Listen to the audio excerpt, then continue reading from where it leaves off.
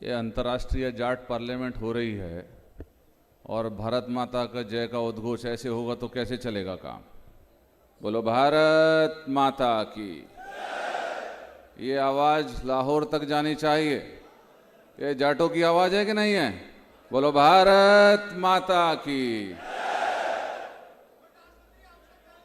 आज इस मंच पर उपस्थित भारत सरकार में राज्य मंत्री मेरे बड़े भाई डॉक्टर संजीव बालियान जी, मंच पर उपस्थित राजनीतिक क्षेत्र में लंबे समय तक जिन्होंने काम किया ऐसे पूर्व सांसद हरिंदर मलिक जी, इस कार्यक्रम में उपस्थित सभी सम्मानित जिला पंचायत के अध्यक्ष, सम्मानित विधायकगण, अन्य देशों से आए और इस देश के कोने कोने से आए सभी सम्मानित अतिथिगण, मेरे सम्मुख बैठे पश्चिम उत्तर प्रदेश की इस पावन धरा पर जो चौधरी चरण सिंह जी के नाम से, जो चौधरी महेंद्र सिंह टिकैत जी के नाम से जानी जाती है, ऐसे सहारनपुर, रामपुर से लेकर के बुलंदशहर, संभल तक के और मथुरा तक के क्षेत्र के आए हुए इस जाट संसद में मैं सभी अपने सम्मानित बुजुर्गों के चरणों में वंदन करते हुए, नमन करते हुए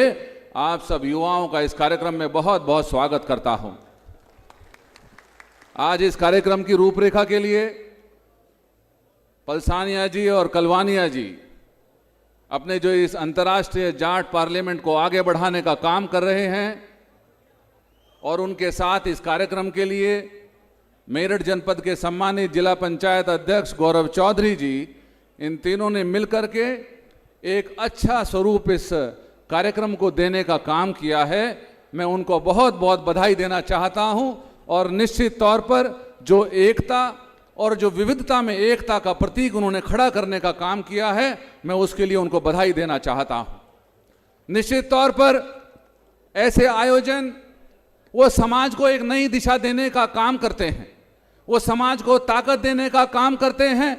हम लोग राजनीतिक क्षेत्र में काम करने के लिए अलग अलग दलों में जरूर काम करते हैं, लेकिन समाज के लिए जब कोई बात आती है तो हम सब लोगों की कर्तव्यनिष्ठा अपने समाज के साथ खड़ी होती है। यह मैं आपको बता देना चाहता हूं। हम लोग अभी पूर्व के बहुत सारे वक्ताओं ने अलग अलग विषयों पर बातें रखी हैं, चाहे वह 1700 सदी का समय हो जब महाराजा सूरजमल ने इस देश को एक नई दिशा देने के साथ इस भारतवर्ष के मान सम्मान बढ़ाने के लिए अपने प्राणों की आहुति तो दी, लेकिन समाज के नाम को आगे बढ़ाने का काम किया। उनका 7 साल का शासन था और उसके बाद उनके पुत्र जवाहर सिंह का शासन, वो शासन सदियों सदियों तक विश्व के अंदर जाना जाता है। और उसके बाद जब अंग्रेजी शासन देश के अंदर था, सर छोटू राम जी के नेतृत्व में कैसे गरीबों और किसानों के मसीहा के रूप में उन्होंने देश को एक नई दिशा देने का काम किया। उन्होंने गरीबों की, किसानों की लड़ाई लड़ी और उसके बाद आज़ादी के बाद से लेकर के एक लंबे समय तक चौधरी चरण सिंह जी, जिनके बताए हुए मार्ग पर हम सब लोग चलने का काम करते हैं, वो किसान के मसीहा, उन्होंने कौम का नाम आगे बढ़ाने का काम किया और देश के प्रधानमंत्री के रूप में हम सब लोगों का मान सम्मान बढ़ाने का काम किया। मैं चौधरी चरण सिंह जी को आज इस आयोजन पर पुनः याद करते हुए आप सब लोगों को इस बात के लिए बधाई देना चाहता हूं। लगातार आज हम देश की जब बात करते हैं तो यह कहने में मुझे कोई गुरेज नहीं है कि अगर हम सब लोग जाने जाते हैं तो धारा प्रवाह के विपरीत तैरने के लिए जाने जाते हैं। हम सब लोग जाने जाते हैं तो इस मिट्टी के अंदर से किसान के रूप में जब काम करते हैं तो सोना उगलने के लिए जाने जाते हैं। हम अगर जाने जाते हैं तो किसान परिवार में खेलते पढ़ते बड़े होते एक बेटी जब वो ओलंपिक में खेलती है तो वहां पर भी एक स्वर्ण पदक और रजत पदक जीतने के लिए जाने जाते हैं।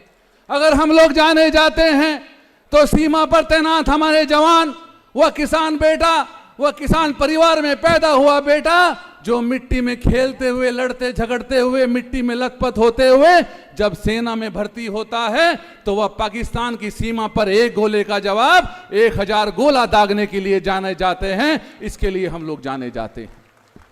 हम लोग जाने जाते हैं हम राष्ट्रवाद के लिए जाने जाते हैं, हम देशभक्ति के लिए जाने जाते हैं, हम भारत का सीना चौड़ा करने के लिए जाने जाते हैं। चाहे वह कश्मीर से कन्याकुमारी का क्षेत्र हो, चाहे गुजरात के क्षेत्र से लेकर के पूर्वोत्तर राज्य तक हो, अगर चीन की सीमा पर भी भारत के अंदर घुसने का कोई अगर प्रयास करता है तो वह हमारे इसी क्षेत्र के सैनिक, पश्चिम उत्तर प्रदेश के सेना के जवान, हरियाणा के जवान, राजस्थान के जवान, ये वही जवान हैं जो उनको धकेलते हुए चीन की सीमा के अंदर खदेड़ने का काम करते हैं। इसके लिए हमारी पहचान बनी है, हमारी ताकत बनी है। चाहे वह खेल जगत हो, चाहे वह राजनीतिक क्षेत्र हो, चाहे वह सामाजिक और कला का क्षेत्र हो, चाहे वह साहित्य का क्षेत्र हो, चाहे वह इसरो के वैज्ञानिकों की बात करें, चाहे वह देश के अंदर की बात करें, चाहे वह देश के बाहर की बात करें। आज हम सब लोगों की जो पहचान हुई है, वह पहचान उसको आगे बढ़ाना है।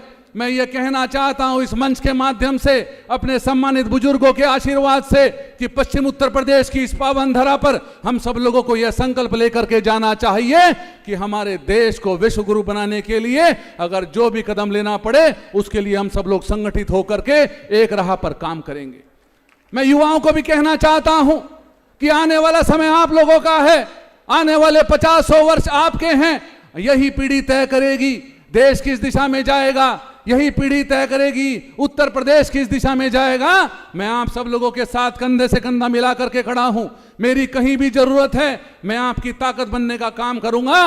और मैं बुजुर्गों के चरणों में वंदन करते हुए, सम्मानित मंच को प्रणाम करते हुए अपनी बात वाणी को यहीं देता हूं विराम। सब लोग एक बार दोनों हाथ ऊपर उठा करके बोलेंगे, भारत माता की। देखो मजा नहीं आ रहा, जाट पार्लियामेंट में आवाज आनी चाहिए, जाटों की आवाज अलग आनी चाहिए कि नहीं आनी चाहिए? बोलो भारत माता की, भारत माता की, भारत माता की। बहुत बहुत धन्यवाद।